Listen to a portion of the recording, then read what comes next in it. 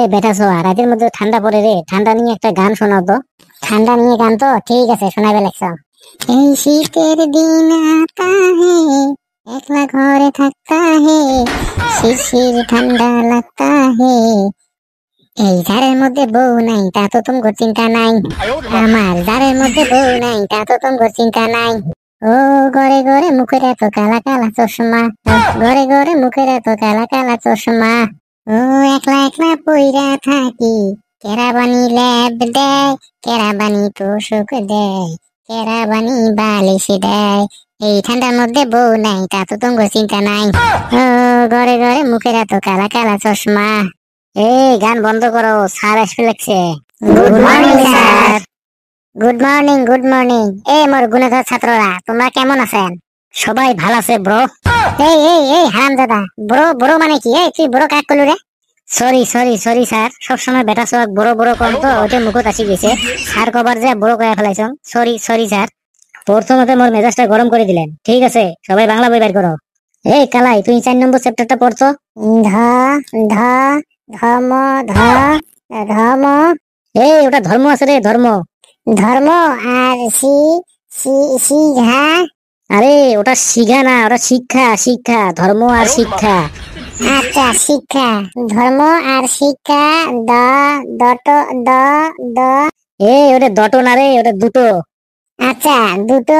আর উ উ উ। এ train ছাড়ি যাবে, কি উ লাগাছিস? ওটা উদ্দেশ্য হয়েছে, তোকে দিয়ে কাম হবার না। তুই স্যার। এ বেটা সোয়া, তুই পড়তো। এ কালাই, তুই কোন পর্যন্ত পড়লি রে ভাই? মুখ দেখে তো অল্প। দেখে খেলা, তুই দেখে নেই কোন পর্যন্ত পড়িল। এই হারামজাদা, তুই প্রথম থাকি পড়। ধর্ম আর শিক্ষা দুইটার উদ্দেশ্য হল মানুষের কল্যাণ করা, মানুষ যাতে সুখ শান্তিতে বসবাস করবে পায়, ওটাই হচ্ছে মেইন উদ্দেশ্য। ধর্ম আর শিক্ষা মানুষক নৈতিকতার জ্ঞান দেয়।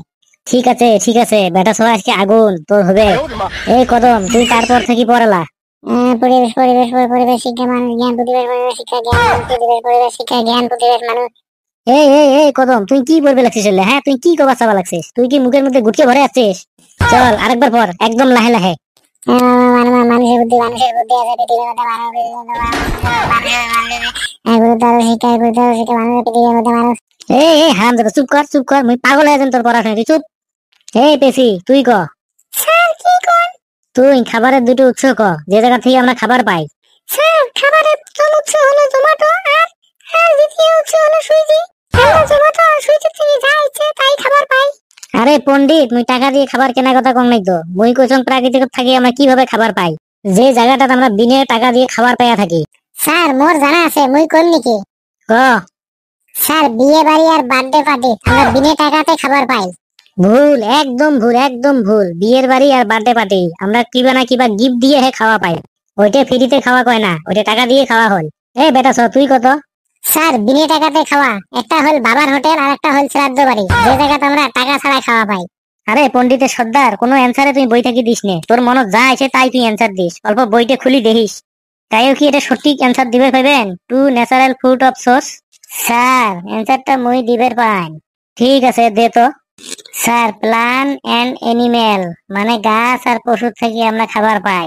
ভেরি গুড ভেরি গুড, খালি তুই এই ক্লাসটার সম্মান বাঁচে রাখছিস।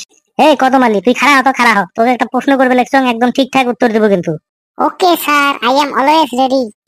মোর পণ্ডিত, আগত প্রশ্নটা শোন। তুই কত? 12 মুন্ডা আর গামছার মধ্যে পার্থক্য কি? স্যার 12 মুন্ডা আর গামছার মধ্যে বেশি পার্থক্য নাই কে, এই দুই একটা মান পার্থক্য হবই। যে কয়টাই আছে পার্থক্য, তুই কত? স্যার 12 মুন্ডার দাম বেশি আর গামছার দামটা একটু কম। স্যার আপনার যদি হেই রকম হাগা লাগে না, 12 মুন্ডা খুলতে খুলতে আপনি কাপড়ে চুপড়ে হাগিয়ে ফেলাবেন। আর যদি স্যার আপনি গামছা পরে থাকেন না, একদম ইজি প্রসেস, খালি গামছাটা তুলে ধরেন আর বসে পড়েন বাস। স্যার 12 মুন্ডা আপনি পকেট পাবেন, কিন্তু গামছার মধ্যে কোনো পকেট নেই কে। স্যার 12 মুন্ডা পরে যদি আপনি কোনো জায়গায় বসে পড়েন না, 12 মুন্ডার পাশাপাশি ছিঁড়ে যাওয়ার চান্স আছে, কিন্তু গামছা পরে যদি আপনি বসেন, গামছা তো ছিঁড়বই না, আপনার পাশা ছিঁড়ে যাবো গা। ঠিক আছে, তুই এলা থাম, নাহলে পিটি একদম তোর পাশা ফাটে দিন। সি সি সি সি সি, তোমাকে এত করি মুই রচনা শিখেনু, তোমরা পরীক্ষার মধ্যে একটা রচনাও লিখতে পার নাই। আজকে মুই তোমাকে সবাইকে রচনা ধরিম, যদি ঠিকঠাক উত্তর দিবেন না পাইছেন, তাহলে কিন্তু রোদের মধ্যে মুরগি বানায় খাড়া করে রাখেন। এই হ্যাঁ ভাই, তুই উটের উপরে একটা রচনা কত। স্যার উট যে উঠে, মুই উটের উপরে কিভাবে উঠিম? উট দেখে মুখ ভয় লাগে, মুই এলা ছোট। তা মহারাজ, তুই পরীক্ষার কিসের উপরে রচনা লিখছিস? স্যার মুই গরুর উপরে রচনা লিখছম। গরু উঠে সেতে বহুত নিচে। আচ্ছা গরুর নিচে তার জন্য তুই গরুর উপরে উঠি গেছিস। আর যদি কালকে মুই তো টিচারের উপরে রচনা লিখবে কম তাহলে তুই টিচারের উপরে উঠি পড়বো। ঠিক আছে তাহলে তুই গরুর উপরে রচনাটা ক। স্যার একটা গরু গাছের তলা শুচ্ছিল আর মুই পট করে যাই গরুটার উপরে বসি পড়ছম। স্যার মুই গরুর উপরে বসিয়ে কলমটা বাইর করছিল রচনা লেখার জন্য। আর গরুটা ঘুরিয়ে কলমটা দেখছে, দেখিয়ে ভাবছে মুই ইনজেকশন দিবে লাগছম নাকি। এই মিস আন্ডারস্ট্যান্ডিং এর জন্য গরুটা ফট করে ঝাঁপে খাড়া হইয়া দৌড় মারছে আর মুই পটাশ করে দামাত পড়ে গেছম। আর মোর গরুর রচনাটা লেখা হয় নাই। কি সাংঘাতিক ব্যাপার রে, তুই চুপচাপটি খাড়ায় থাক, নাইলে কিন্তু নাঠি দিয়ে তোর পিটিতে রচনা লেখা শুরু করে দিন। এই কত মালি তুই কত ধাং, তুই কি রচনা জানিস? স্যার আসলে আমি কোনো রচনায় পড়ে আহিনি কে। রচনা পড়ি আসিস নাই তাহলে মার খা। না স্যার আগে মার দিয়ে না, আমি চেষ্টা করে দেখি তো পাইছি না। আপনি বলুন আমি কি রচনা করবো। আচ্ছা ঠিক আছে, তুই তাহলে মোটরসাইকেলের উপরে রচনা কর। স্যার মোটর সাইকেলের উপরে রচনা কোন লাগবো? হ্যাঁ মহারাজ তুই ঠিকই শুনছিস, মোটরসাইকেলের উপরে রচনা কর, পটাপট স্টার্ট কর। স্যার এখানে যে আমার ড্রাইভিং লাইসেন্স হয় নাই, বাবা আমার মোটর সাইকেলে উঠতে না করছে। মোটর সাইকেলের উপরে যদি আমি উঠতে না পাই তাহলে কেবা করে আমি রচনা লিখবো? এই হারামজাদা, মুই কি তোকে মোটরসাইকেলের উপরে বসি রচনা লিখবে কইছ নাকি? স্যার মোটর সাইকেলের উপরে যদি নাই বসি তাহলে আমি কিভাবে রচনা লিখবো? ঠিক আছে তাহলে তুই একটা ঘোড়ার উপরে রচনা শোনা তো। স্যার আমি ঘোড়ার রচনা কওয়া হয় না, স্যার আমি গরুর রচনা করবো। ঠিক আছে গরুর রচনা শোনা তো। গরু একটা হলো সামাজিক প্রাণী। গরুর 4টা পা আছে, 2টা কান আছে, 2টা শিং আছে। গরুর দুধের থেকে মোষের দুধ যদি বিক্রি করেন ডবল লাভ হয়। এই হারামজাদা কুট থেকে কি কবা লাগছিস? গরুর দুধের থেকে মোষের দুধের ডাবল লাভ হয় কেন করে? স্যার মোষের দুধটা হেই রকম ভারী হয় আর দুধ বিক্রেতা ওই দুধের মধ্যে 1 লিটার জল মিশিয়ে 2 লিটার দুধ বানিয়ে দুধ বিক্রি করে লাভ বেশি করে। এখন আপনি হিসাব করে দেখেন যে ডাবল লাভ হলো কিনা। এগুলা সব গিলে একে, সব একে এগুলা। কেন স্যার এত সুন্দর করে রচনাটা করলাম আপনার ভালো লাগে নাই? তুই চুপচাপ বসি পড়, নাহলে তোর খারাপ লাগা শুরু হয়ে যাবে। এই গরু সর্দার নয়, তার মানে বান্দর গিলে সর্দার, তুই খারাপ তো। তুই আবার বাকি থাকিস কে? তুইও কিছু শোনা। স্যার মুই গরুর রচনায় শোনাই। না না, গরুর রচনা অনেক হয়েছে, আর গরুর রচনা না আমি শুনিম না। তুই অন্য কিছু নিয়ে রচনা কর। ঠিক আছে স্যার, কি নিয়ে রচনা করেন তোমরা একটু কয়ে দেন। তুই একটা কাজ কর, তুই কোনো যানবাহনের উপরে রচনা কর। যানবাহনের উপরে রচনা? ঠিক আছে স্যার, শোনাবে লাগছো।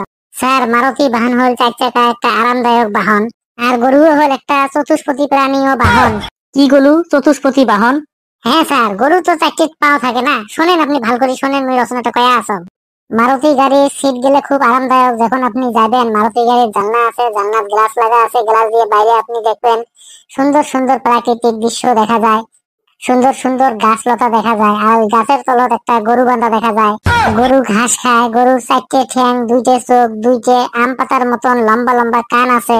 আরো গরুর 2টে শিং আছে। গরুর একটা লম্বা লেজ আছে। গরু গাখীর দেয় আর আমরা গাখীর খাই। গাখীর আমার শরীরের জন্য খুব উপকারিতা। গাখীরের থেকে দই, ছানা, ঘি হয়।